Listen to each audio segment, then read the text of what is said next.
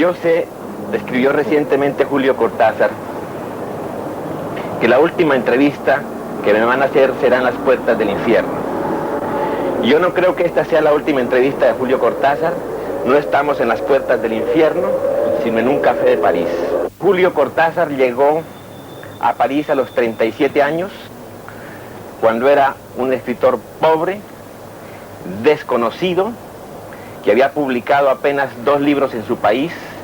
Tengo entendido que a pesar de su calidad, de poca resonancia. Hoy en día, Julio es un escritor tan conocido en Francia como en América Latina. Tiene 64 años que nadie le daría ni nadie le creería al verlo. Es un joven de 64 años. Según Luis Hars, algunos catedráticos severos lo han visto como un escritor falto de seriedad. Y yo pienso todo lo contrario. Pienso que Julio es un hombre profundamente serio, muy alto y muy serio, y muy puntual y muy organizado. Solamente que no es un hombre solemne, que siempre se ha defendido con el humor. Es humor que se trasluce en sus libros. Es humor que nosotros, latinoamericanos, captamos quizás más fácilmente que los propios europeos. Julio, ¿en qué momento de tu vida tuviste conciencia de tu vocación de escritor? Es difícil situar exactamente el momento porque debe estar entre los 7 y los 9 años de edad aproximadamente. Yo era realmente un niño muy pequeño cuando mi madre empezó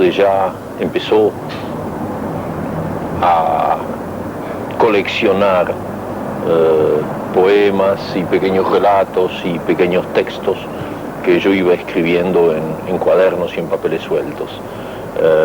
Nunca he tenido la posibilidad de releerlos, cosa que me hubiera gustado mucho, para ver cómo se puede escribir a los 7, a los 9 años, porque mi madre guardó todo eso celosamente por miedo de que actualmente si yo los descubriera los quemara, lo cual también es muy probable. Pero la verdad es que la escritura es una actividad muy, muy temprana en mí. Durante los años de escuela primaria, yo me enamoraba con frecuencia de mis compañeras a los 9 o 10 años y les escribía, por ejemplo, sonetos muy, muy románticos. Y para los cumpleaños de los distintos miembros de mi familia siempre había algún texto hecho por mí. Es decir, que era un pequeño monstruo literario a una edad muy, muy temprana. El primer libro, por cierto, fue un libro de poemas que publicaste con un seudónimo, tengo entendido. Sí, pero ya entonces el tiempo había pasado. Es decir, ese es un libro publicado cuando yo tenía 25 años aproximadamente. Y lo publiqué, en efecto, lo publiqué con seudónimo porque no me sentía nada seguro. Yo empecé en realidad a publicar muy tarde. Mi primer libro publicado con mi nombre aparece cuando yo ya tengo bastante más de 30 años. ¿Qué otros oficios fuera del oficio de escritor has tenido que hacer para vivir? Cuando vine a Europa no tenía deseos de enseñar aquí ni posibilidades. Tuve que reducirme a cosas mucho más humildes, más simples, pero que al mismo tiempo eran muy agradables. Conseguí un trabajo con un exportador de libros, entonces yo tenía que hacer paquetes de libros, ¿no? Cosa que te lastima mucho las manos, pero que te deja la cabeza libre para pensar, y muchos de los cuentos que escribí en esa época fueron probablemente imaginados mientras hacía paquetes para ganarme la vida. Yo pertenezco a una generación argentina de gente que publicaba sus libros muy pronto, en la adolescencia ya. La gente estaba desesperada por dar a conocer sus poemas, sus cuentos, sus novelas. No sé, yo era excesivamente severo conmigo mismo. Me prometí a mí mismo no publicar hasta el día en que estuviera seguro de que valía la pena publicar, de que no había que estafar a los lectores dándoles cosas demasiado prematuras, demasiado juveniles en el sentido negativo de la palabra. Y entonces, al mismo tiempo que escribía mucho y quemaba mucho y tiraba mucho, iba acumulando experiencia, la doble experiencia de escribir, de leer y de vivir. Es una triple experiencia. Hasta que llegó el día en que me dije, bueno, hay algunos cuentos, eran cuentos fantásticos, que se pueden publicar, y fueron los cuentos de Bestiario. pero me negué a hacerlo antes y no lo lamento, lejos de eso. ¿Tuviste siempre una idea clara de tu porvenir como escritor? Ah, no.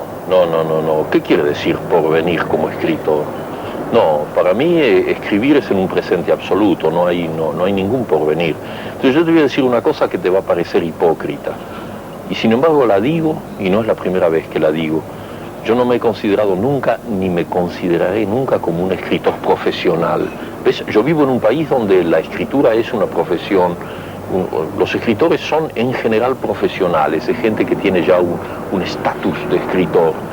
Yo me considero un aficionado, realmente un aficionado. Cuando miro todos los libros que el otro día descubrí que he publicado 15 o algo así, tengo una sensación de sorpresa porque no lo creo.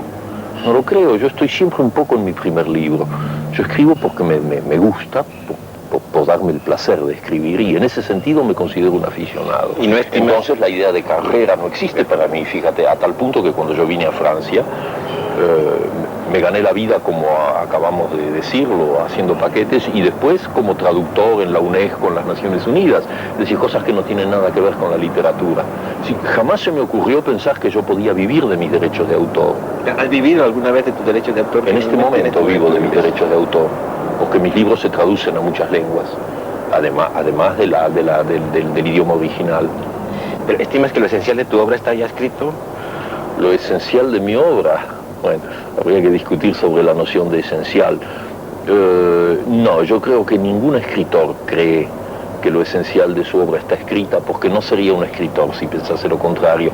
O sea, cuando yo termino un libro, tengo inmediatamente la impresión de que podría haberlo escrito mucho mejor, que una enorme cantidad de cosas se quedaron afuera, y que entonces dentro de un cierto tiempo voy a tratar de escribir otro que complete un poco las lagunas del anterior, siendo completamente diferente. Entonces la noción de esencialidad no existe para mí. La mayoría de las cosas que he escrito entran en el dominio de lo fantástico, y entonces lo fantástico me llega a mí de una manera también fantástica, es decir, me asalta, digamos, en un café, en la calle, en el metro, en la cama, caminando, y entonces no hay absolutamente ningún plan. Hay algunos críticos que no están muy convencidos de que yo digo la verdad cuando digo, y lo repito hoy, que en mis cuentos fantásticos yo no sé nunca cómo van a terminar, sé cómo empiezan. Es decir, hay una especie de situación, una situación en la que yo veo un personaje o personajes a quienes les sucede una cosa determinada, que es en general una cosa insólita, pero no tengo idea de lo que va a suceder después. Entonces me pongo a escribir esa situación, y digamos que luego el cuento se escribe a sí mismo. Yo tengo un poco de vergüenza de firmar mis cuentos, porque no estoy muy seguro de ser el autor. Pienso a veces que soy un poco un medium.